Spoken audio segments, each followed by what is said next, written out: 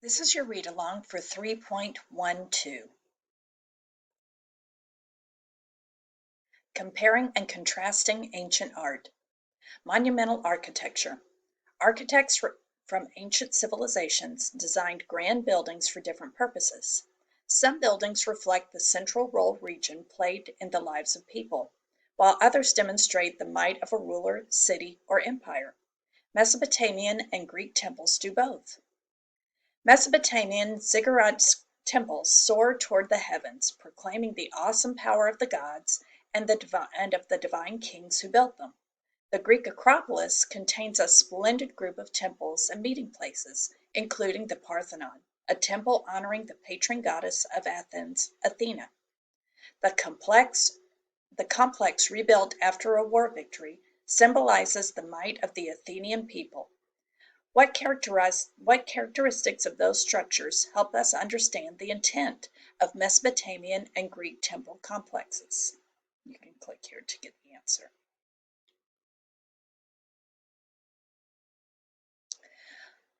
Pyramid, cylinder, rectangle, triangle, arch, and dome. Architects from Mesopotamia to Rome used basic shapes and forms for structural elements as well as for decoration. Architects often repeat shapes and forms to create a sense of unity in buildings. As you examine some of the buildings you've studied in this unit, look for ways that architects use shapes and forms in similar and different ways, and notice where shapes repeat to create unity. Select Geometry in Architecture to discover some shapes in familiar buildings.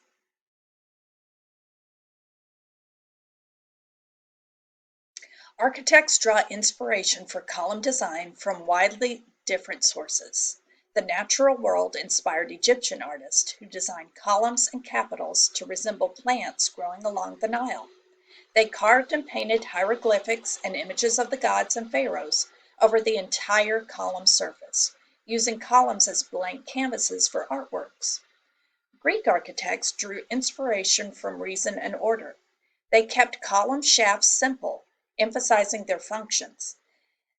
They developed three column orders, Doric, Ionic, and Corinthian, that exemplify harmony, order, and simplicity. Explore making connections. Column design activity on the next screen to compare Egyptian and Greek columns. So you can go through here and look at the different columns between the Egyptian and the Greek. Whether they are structural or purely decorative, columns have a variety of shapes and sizes. Egyptian and Greek columns were functional, serving as supporting posts in post and lintel construction. They held up heavy stone roofs. The Romans used columns as support structures as well, to hold up pediments and heavy rounded arches. Yet they so admired the beauty and variety of Greek columns that they adapted their design and added them as purely decorative elements on building facades. Explore making connections, the function of columns activity on the next screen to know the use of columns. So you can click through this. And then you can do this making connections activity about the columns. Imagine standing in the dim light of an Egyptian hypostyle hall or entering the sweeping interior of the Roman Pantheon. These two experiences represent a change in architecture over time, from dark and closed spaces with rows of columns to large open spaces unembedded by interior support. Why did this change in architecture take place?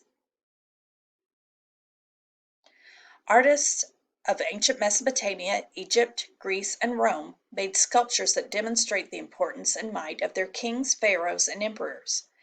They depicted rulers in victorious military campaigns, in courageous lion hunts, and addressing troops. Artists portrayed the rulers with a sense of calm, youthfulness, dignity, beauty, and strength. The intent was to display for their people the ruler's divine authority and power.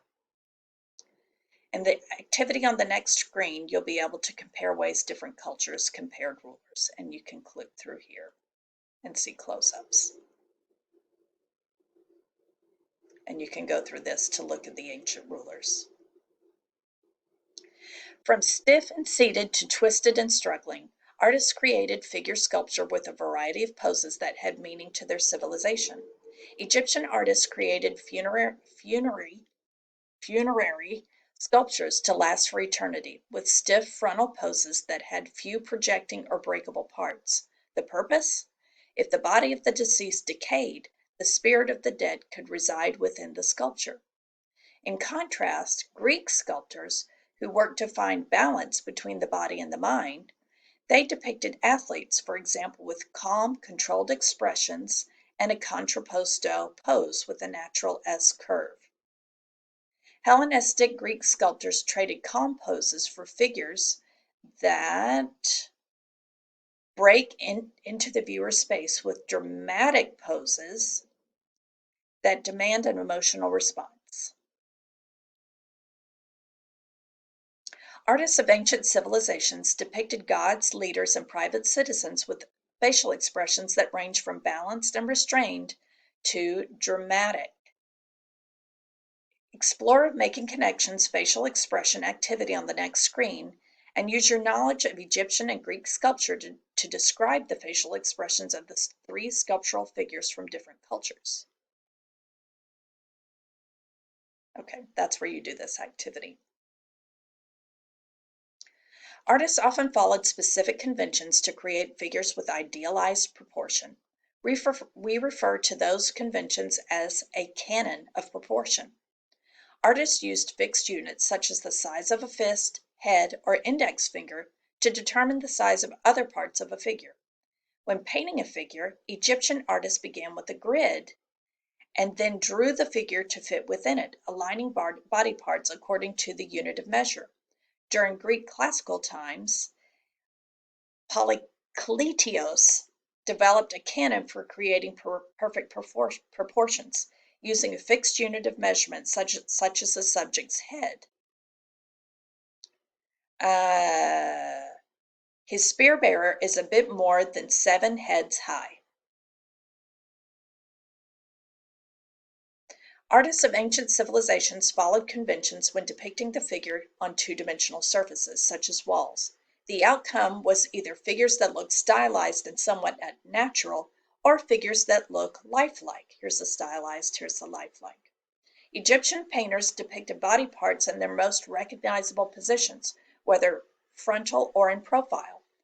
They outlined figures and filled them with flat color, sometimes using darker hues to suggest slightly rounded form. Roman painters showed body parts the way the eyes see them, regardless of the figure's position. They created a sense of three-dimensional form by shading with darker hues. Artists make relief sculptures by carving into a flat surface, creating areas that are raised above and recessed below the surface. These sculptures often consisted of several narrative panels that told a continuous story. Techniques include sunken relief, where figures are carved below the surface, low relief, where figures project from the surface, and high relief, where figures are undercut so that they appear detached from the surface. How does each technique affect the way you feel about the sculpture? Here's low relief, sunken relief, and low and high relief.